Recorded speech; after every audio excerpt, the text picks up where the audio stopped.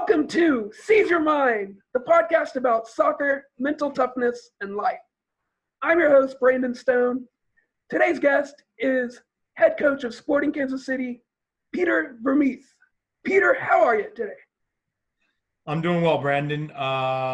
It's hasn't been the easiest of times, but you got to find a way to get through it. And I will tell you, our club's done a pretty good job, and our players have been pretty resilient. Staff has worked hard. So I think I'm an optimist. So I feel like we're getting through this, and hopefully we're going to be better for it on the back end. That's good. That's good. There's always two ways to look at things. You can choose to look at the negative side, or you can choose to look at the positive side. Agreed. So for those of you who don't know Peter's background, he started as a player from New Jersey originally. He played in Europe and then in the MLS, played for the United States national team, had 66 caps with them, played in the won the 1991 CONCACAF Gold Cup and runner-up of the Gold Cup in 93. Was that as a player or manager? Player, okay. And then played in the 1990 FIFA World Cup and has been inducted into the National Soccer Hall of Fame in 2013 and has been with the Sporting Kansas City since 2009. 2007, actually. Well, really six. Okay. I was the, whatever you want to call it, sporting director, technical director, December 1st of 06, and then 07, 08, 09, and then 09 I became the coach as well. Head coach. Okay. So you've gotten to know the club pretty well. Yeah, you could say that. Tell me how you got to where you are now. Wow. Obviously, you talked a little bit about my playing. So I played in 3 different countries in Europe. Came back when Major League Soccer started in 1996. Played for, at the time, was the New York Metro Stars, which today is the New York Red Bull. Got traded from there to the Colorado Rapids, and then was traded here to Kansas City when Kansas City was the old Wizards in right before the start of the 2000 season.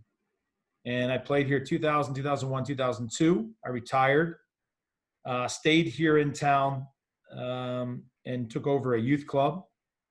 Was kind of revamping that. It was a great experience for me in so many ways. And at the same time, I was also the assistant for the U20 men's national team with Ziggy Schmidt. And I had a couple job offers with some MLS teams as an assistant. Just didn't seem to work out. Like strange things. Like I was offered a job. I tried to. It's just different little things. Never like because I wanted more money or whatever. It was just weird, strange reasons why it didn't work. And in 2000, and I think it was maybe like March of 2006, I was still here in Kansas City. I was working with my club. I just finished up with going to the World Championship for the U20s. And I was approached by someone who said that they were trying to save the Wizards because the Wizards back then, the Kansas City Wizards, the franchise was going to be sold and moved to either Philadelphia or another new franchise somewhere. And so they asked me, being a former player, if I would come to their kind of like save the Wizards, pep rally, if you will. So I went, met a guy. A couple months later, another guy approached me, said, hey, you should come and meet this other person. They're going to build a stadium in Kansas City. I did that, met this guy. His name was Rob Heineman. I didn't know it at the time, but he was putting together a group of investors that were going to buy the Wizards. I thought they were just thinking about building a stadium. And so long story short, he eventually kind of let me in on that they were going to buy the Wizards, and he offered me a job. It was incredible. After becoming a consultant for him for a little while on trying to get everything together with putting a stadium together, and then also talking about buying the team and what it would look like on the technical side. I did that, and next thing you know, here I am. I'm technical director of the club, and then kind of become the coach, and now I'm still here. Awesome, awesome. What was it like growing up? Did you grow up in New Jersey? I know you were born there. I did. I grew up, so I was about, 17, was in New Jersey all the time, went to Loyola College in Baltimore, Maryland my freshman year, transferred back to Rutgers University, played there my next 3 years. Great experience. I was a Jersey guy, growing up, played with Tony Meola, John Harkes, Tab Ramos, bunch of guys that, all went on to big careers in playing. And so, yeah, had a great experience growing up there. My parents were immigrants. They both came to the United States from Hungary in 1956. And so I grew up in a soccer household, but a much different household than most American kids growing up, for sure. Did your dad play professionally? He did, actually. He did. So my parents, when they escaped, they were 23 years old. So my dad had been playing since he was about 17. And so he was really just in the thick of his career, but the Russians came in, were taking over countries, and they felt like they needed to leave, and they did. And when he came to this country, soccer just wasn't, a professional sport like it was over in Europe. And so he had to go with what his trade was. He was a machinist. And so that's the direction he went. But he instilled in myself and my brothers the love for the game. And, that's where we all got it from. How many brothers did you have growing up? So I have 2 brothers and a sister. And so we played as boys. My sister didn't play, but she was probably tougher than all of us. She could beat us all up. But I was the youngest. Probably a great thing, because I got taken to every one of their games or practices. And that's how, I was always playing against older kids, always. So it really helped me. I saw all them practicing, playing all the time. And that was kind of my way of, watching people that I could use as role models and emulate. And that was a big help to me, being the youngest. Yeah, you definitely learn more when you're playing against people who are better than you. There's a quote from the movie Revolver that says the only way to get better is by playing a better opponent. Absolutely. Agreed. So you grew up doing that, which is awesome. Yeah. I'm always curious to learn how people, got into soccer, especially in the States. I grew up in Brazil. My parents were missionaries in Brazil. So, there it's a religion pretty much. Definitely would have not had the soccer knowledge I have if I would have grown up 100% here in the States. So I always like to learn, how people get so into it here in the States from years ago. But I always knew, I can't even think back to a time that I didn't think I wanted to be a soccer player. So I knew that from as far back as I can recollect, right, where you actually have a real memory. I always knew I wanted to be a professional soccer player, always. That was my whole entire focus. I always tell the story to a lot of young kids. I always tell them that. I remember being 13 years old. I was on the field, and I played center forward. And I remember being in a game, and it was early on in the game, and I missed the penalty kick. And I remember going. We had a goal kick for us, and I remember moving up the field, and I kind of was sitting there, and I put my hands on my knees, and I was bent over a little bit, and I was waiting for the goal kick to be taken. And I remember thinking in my head, after I missed the penalty, I thought, I'm never going to be a professional soccer player. And I can vividly remember like the terrible feeling I had inside me, because it's all I wanted to do. And by the end of the game, I had scored 4 goals. And I remember at the end of the game walking off going, I want to be a professional soccer player. And the mood swings just in the course of 90 minutes for a 13-year-old at that time. It's interesting because there is no one path to get to where you want to be, right? It's like the guy that wants to be the CEO of a company. There's no one path to actually make that happen. Everybody has to make their own path, right? And those experiences are what get you to where you are. A person I highly respect one day, years ago, this is probably 20, 25 years ago, asked me a question and said, what do you think is the single most thing that we have to improve in the United States. And I was pretty young and naive. And I said, I think we have to have better scouting in the United States because I think there's a lot more better players than that, actually come out and are put on teams and things like that. And he said something really interesting to me. He said, I totally disagree with you. And I said, why? He said, because the players that make it to the national, and at that time we were around the national team. So it wasn't a professional team we were talking about. We were talking about the national team. And he said, the players that eventually get to the national team are not only the best ones, but are the right ones. I said, what do you mean? He said, well, if your scouting is great,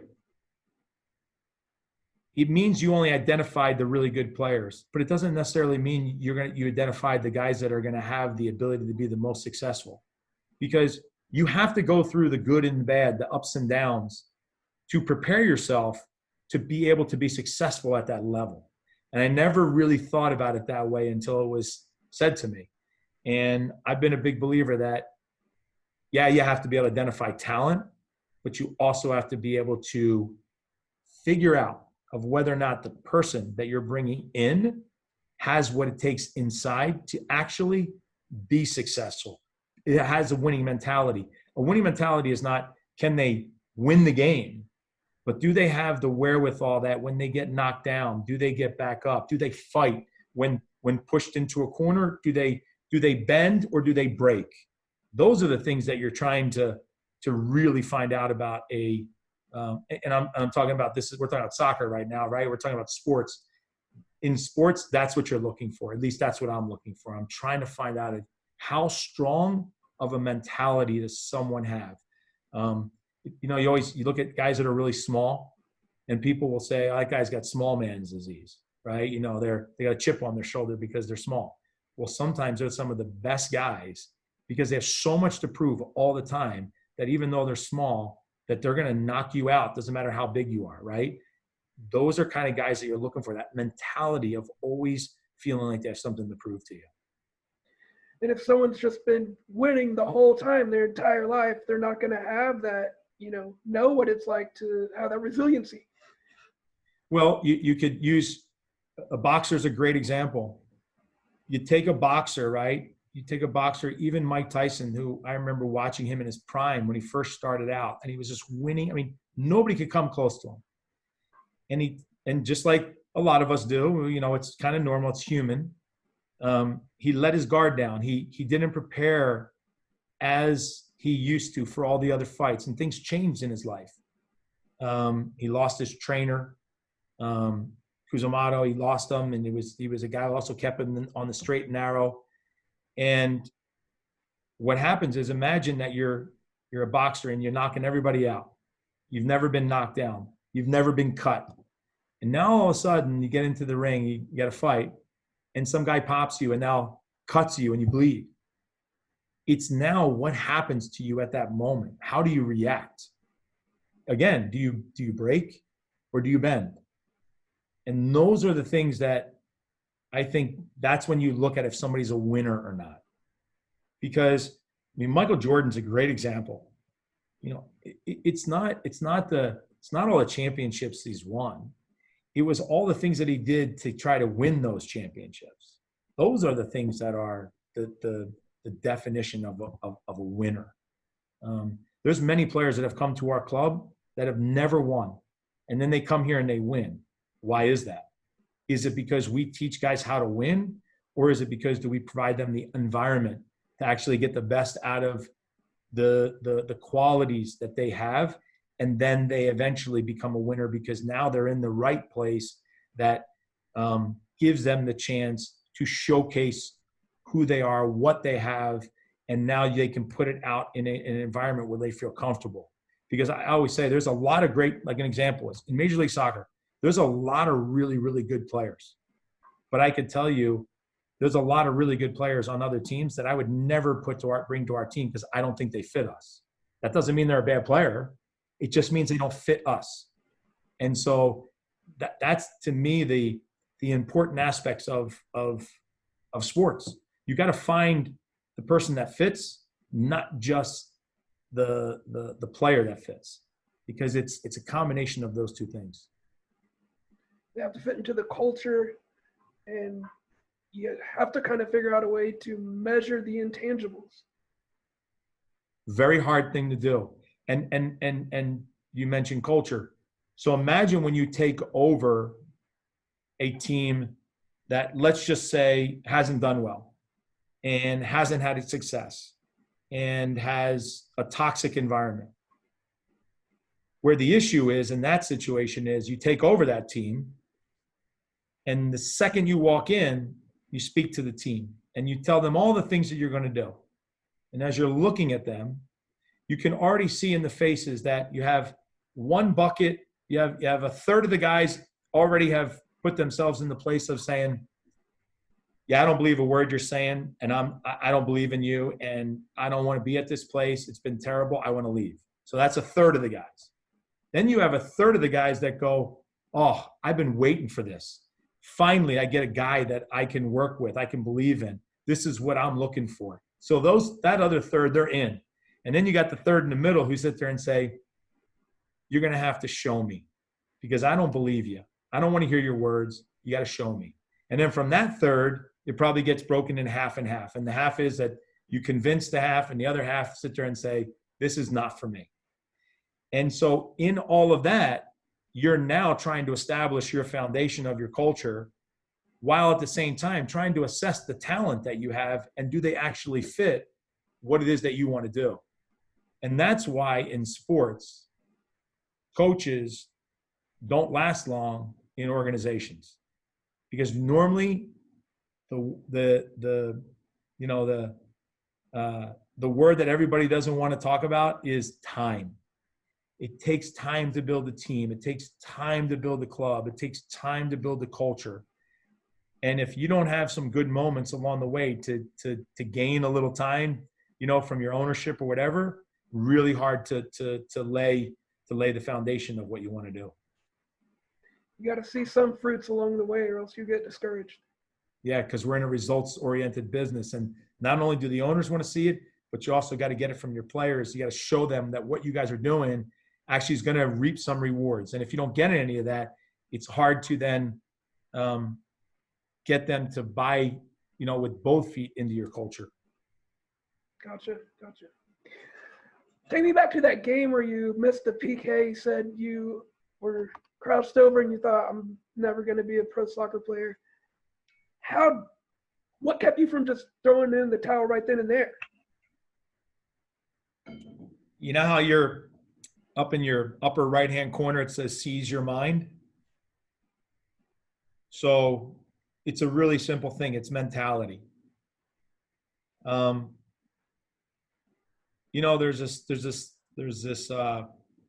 a saying that I don't believe in. And the way it's defined.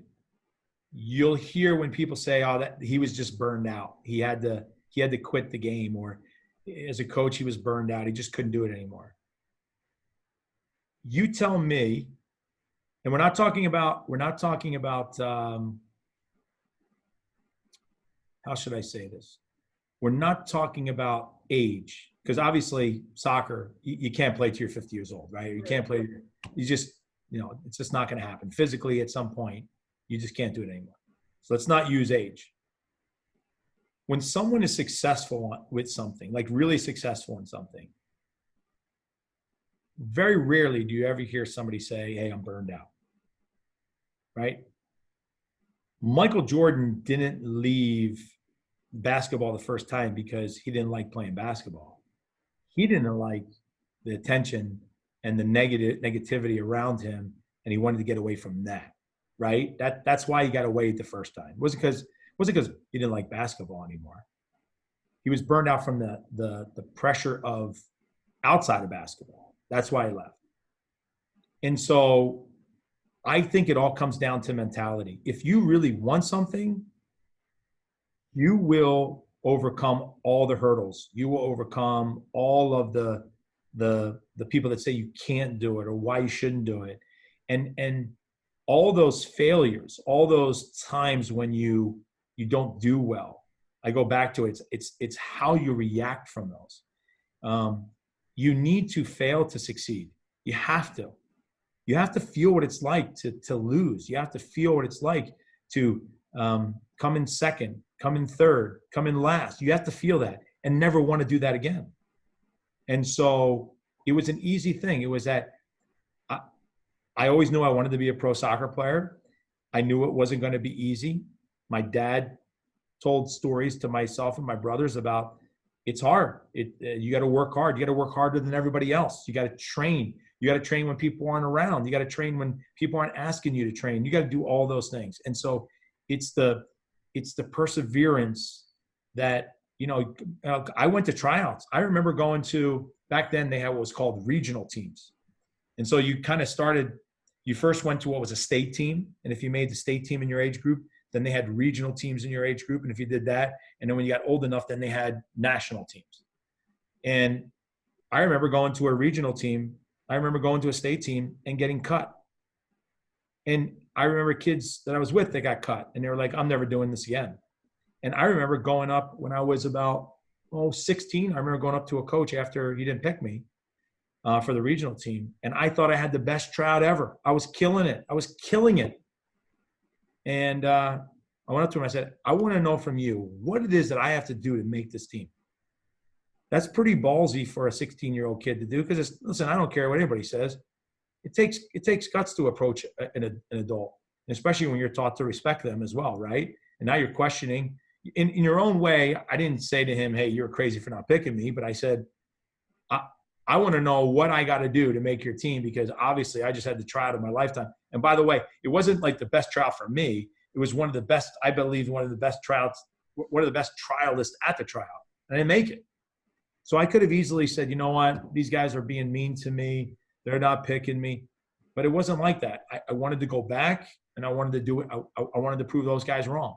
And I think you hear that in a lot of stories where people make it, it's because they wouldn't be denied.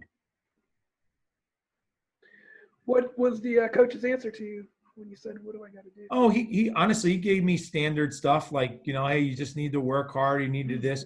But I also wanted to put him on notice that, look, I'm coming back.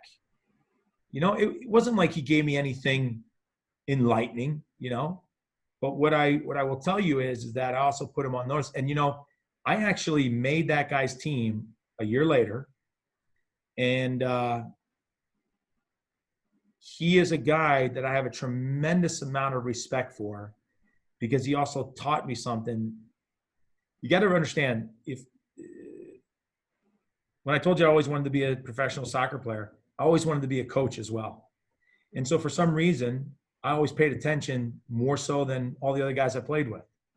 Like I really listened to what the coaches said. I enjoyed the preparation. I enjoyed the planning. Like soccer is like chess, right? And I paid attention. And so I would ask coaches questions and I always paid attention to things that they also did. And so he taught me a really valuable lesson that I would never forget later in my life. And it happened to me at like 17, 18 years old with him. So. Was that moment of making the team super sweet whenever you did the second? It was, because what it led to is, and it's kind of interesting the way things happen. So I make the regional team with him. And back then, this was like 1987, maybe 86. They used to have what they called the Olympic Festival Games. So the year prior to the Olympics, which Olympics were in 88, I went to the Olympics in 88. The Olympic coach came to those festival games, and they had an East, a West, a North, and a South team, right? They had it for all the sports, though. It wasn't just soccer. They did this for all sports. And they picked one location in the United States, and everybody would go there, and they'd kind of have like a mini Olympic Games in the United States, just American teams, just East, West, North, and South. And so the Olympic team coach came, and he went to each of the four teams and spent a day with them and trained their team to get to know the players. And national team coach came in and coached our team. And a month after that, I got a phone call from him inviting me to come and come to my first national team trip. So it's amazing how things happen, but it also comes because of determination and not, again, not being denied, just I'm coming back. You're not going to deter me from this, that type of thing. Yeah, never giving up. That's it. Just like you didn't give up after missing that PK, went on, scored 4 more goals. Yeah. That same tenacity you've applied to making teams and becoming a coach and better coach and winning trophies. Yeah, I think that sticks with you. I think the other thing too is that I talked to you about preparation. I'm a how do I say this? I'm almost maniacal when it comes to preparation, but I think that's more because of a fear of failure. I don't want to fail, so I go overboard on making sure I'm prepared. And it's probably more of a fear of failure than anything else.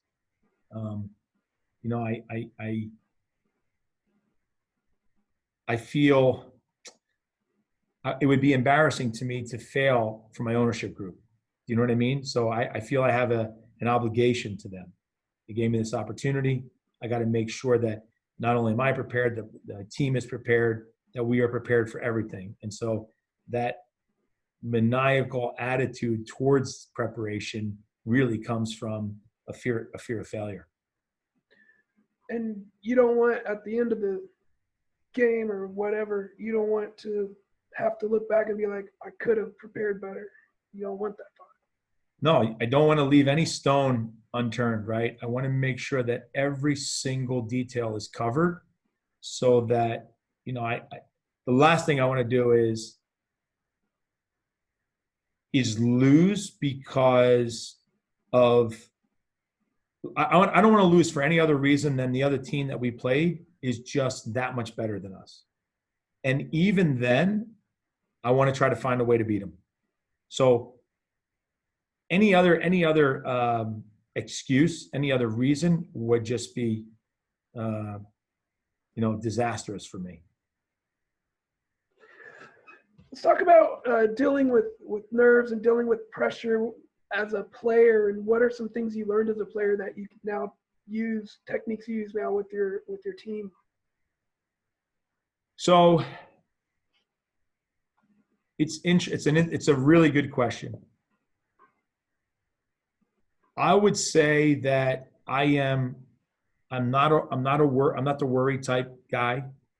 I'm not a guy that is really nervous or anxious. I think a lot of it has to do with the fact is that it's kind of like this. If you had to prepare for a test, you have a test tomorrow, right? And you did zero study and you didn't know the subject matter, then there's no doubt you're walking into the test tomorrow being really nervous because you're going to do poorly. But if you know the subject matter and you studied and you know it, when you walk in, you're not nervous. And that's the way it is for me, I think. And that is, I spoke about preparation. I try to make sure that I cover all the bases. I know all the things that could be thrown at me. And I think when you have a lot of those things covered, the Army, they always say that you always have to be prepared because, the best laid plans they're always ripe with a disaster. And the question is, how do you then respond when that happens?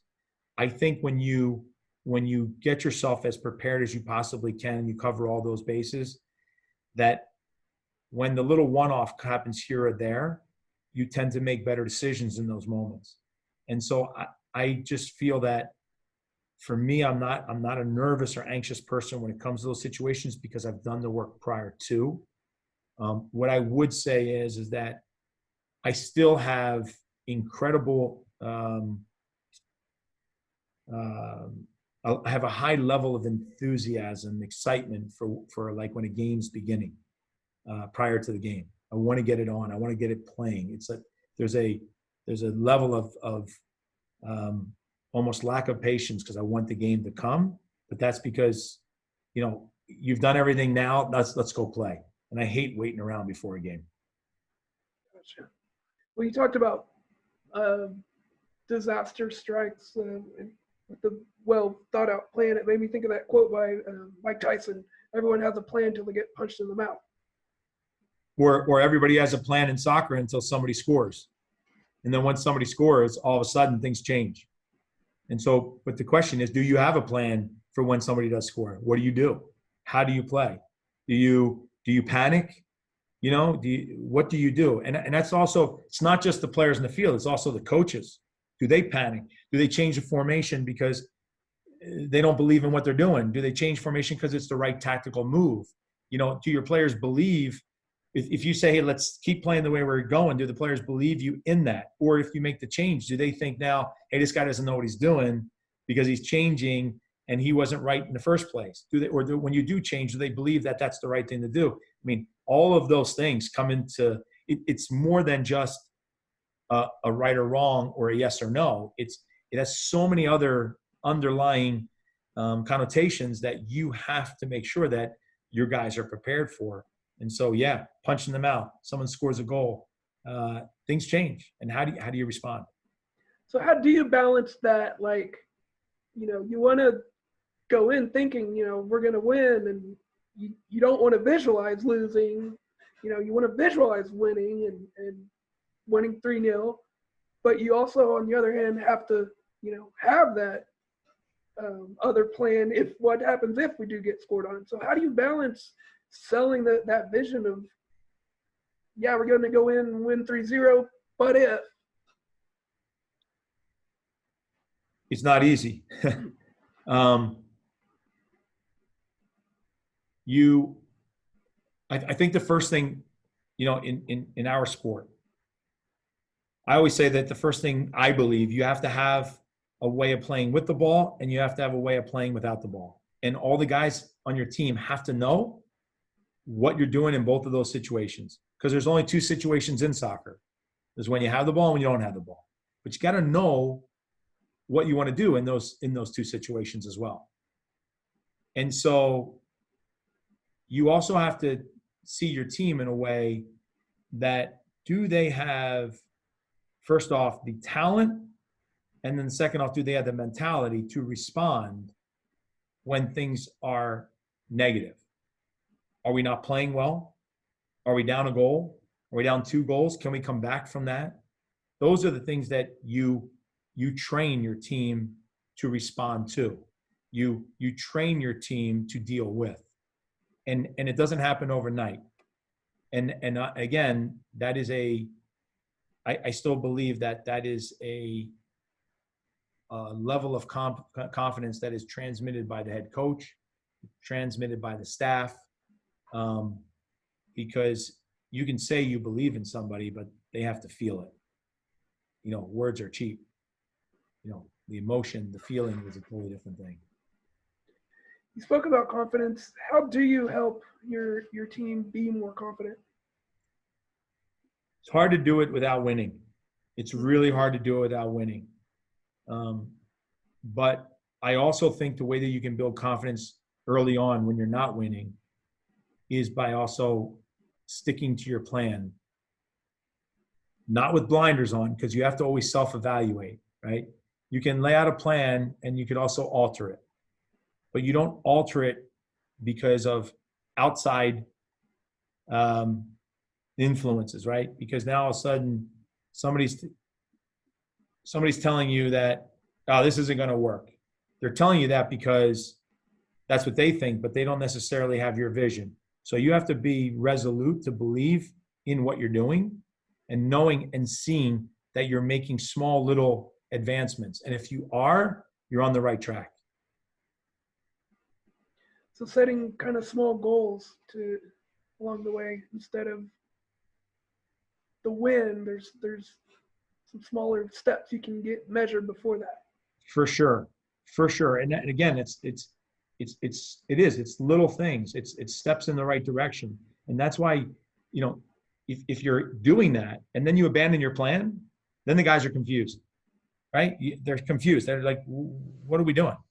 But if you keep taking the necessary steps and you understand that you're a part of this progression with the players, and you don't make yourself devoid of you're only around when you're doing well, and you're leaving them when they're doing poorly. Mhm. That's the recipe for disaster. You have to be a part of it in the good and the bad, and you have to take those responsibilities in those situations.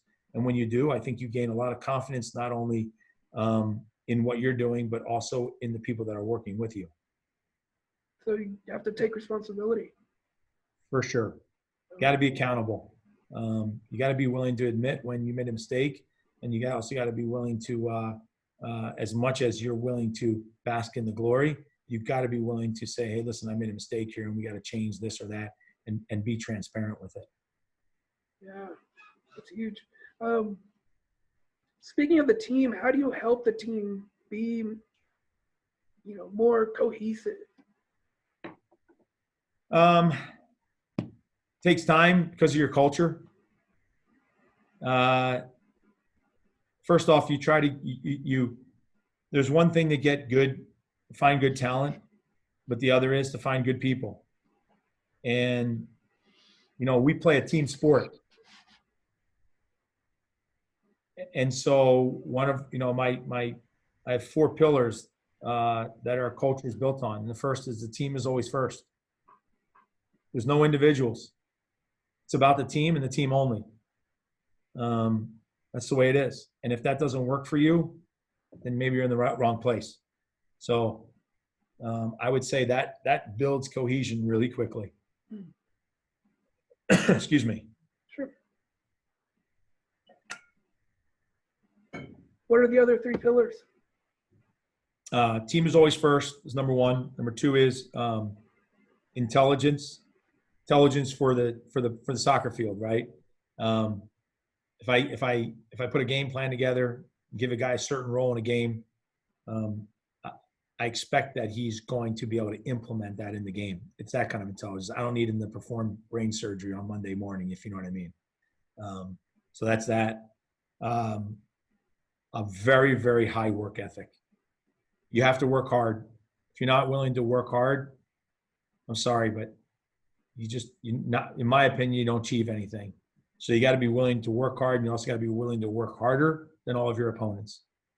And then the final piece is you have to have a winning mentality, which I define as you have to pursue excellence in everything that you do. If you do that, you're always growing as a person, as a player. And I think that's how you achieve success. How do you continue to grow and learn? Normally at the end of each season, I usually go overseas and I go to a club, and I shadow maybe for a few days. I've been at a club as long as 2 weeks before. I've done 3-4 days, but I like to go behind the scenes and see how they do things. It kind of sometimes helps to reaffirm some of the things that I am doing are the right things. And then it also gives me some ideas on some other things that some clubs are doing. This helps me kind of get away from what I'm doing every day and see how other people are doing it in the same business, but in a different place. What advice would you give for a coach, not necessarily in the MLS, but a lower league that wants to maybe go overseas? Like, how do you network with these coaches? Are they just people you've known a long time, or? Because I've been in the business a long time, what happens is it's contacts, and you eventually make them, and then you find a way, and then next thing you know, you get those opportunities. But what I would say is that even young coaches, that are in the United States, they have more than enough coaches here that they could go and, try to go behind the scenes. I mean, I have guys that come here and shadow us all the time. So I think those opportunities there. You have to be persistent. You have to ask for those opportunities. And you can learn a lot from all different levels. It doesn't have to just be a professional coach. It could be a college coach. It could be a high school coach. There's people do things differently. And that's one of the beauties about the profession. There's no one way to coach. And so you can learn a lot of different things, but at the end of the day, you have to be unique. You have to be you. you can't pretend to be someone else because players pick that up really quickly. And I've never seen a guy who has tried to be somebody else be successful. You have to be authentic. That's right. Do you use with your players any sort of visualization or mental rehearsal? We do. We actually have a sports psychologist that we have on staff, and so they work on that stuff regularly. Some players more than others. Some players want it more than others. Some players need it more than others. But yeah, we do. I don't necessarily run those as much. The sports psychologist does. How do you communicate your vision though for the team? To the players, Yeah. every year I always spend during preseason a few meetings, always explaining to them what the culture of the club is, what my expectations of them are in practice and games, away from the club, in the club, at events, and then very clear on what our model of play is and what their positional characteristics need to be and responsibilities are in the game. Very clear in those areas. They need to know their role. They need to know how to perform their role, and they need to know that you know that they know. Correct. And obviously that's achieved through practice. It's achieved through video. It's achieved through whiteboard sessions because, all people learn differently. And so we do various different teaching methods to make sure that we encompass, everybody's preferred way of learning. Gotcha.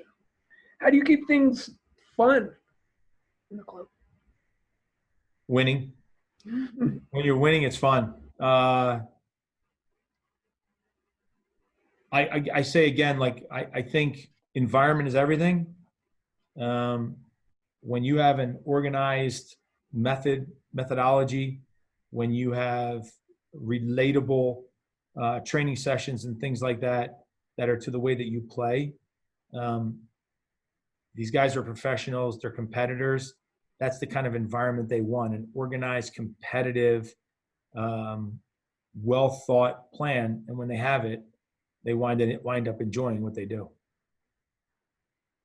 Have you had a favorite chess game or match that you like maybe had a plan, stuck to it to the T, or maybe you got punched in the mouth and flipped things around, like something that you're just like one of your favorite matches that you enjoyed? Do you have one? Well, you can always say that winning championship games are great. There was a game in 2017 we played in the U.S. Open Cup. I think it was the semifinals we played in, and we went down a man 17 minutes into the game. And, that is not easy to play now. The rest of the game down a man. And look, at the end, the other team should win. And I told the guys at halftime we came in, it was 0-0. We came in and we've been, playing quite a bit of time now, down a man already. And I could tell the guys were like thinking, geez, what are we going to do? And I told them, I said, listen, I'm telling you guys right now that we're not losing this game. There's no chance we're losing this game. You guys are too fit. You're too good. You've worked too hard to get to this place, this position, to now lose this game and not get to the final. And the guys went out and we won the game, I think 2-0 or 3. I mean, it was incredible what they did. And we went into double overtime too. But they pulled it out. And it was a milestone just to be able to win being down a man. It was a big game. Yeah. No, that's something, do you practice for that? We train man down, man up, goal down, goal up. We train those things. Yeah, we do. Cool. My last question to you, if you could go back and tell your 20-year-old self some word of advice, what would it be?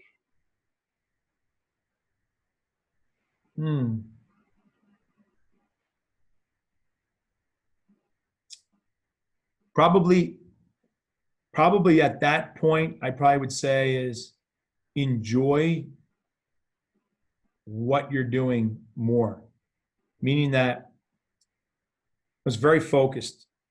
I mean, I worked really hard. Um, I'm extremely competitive.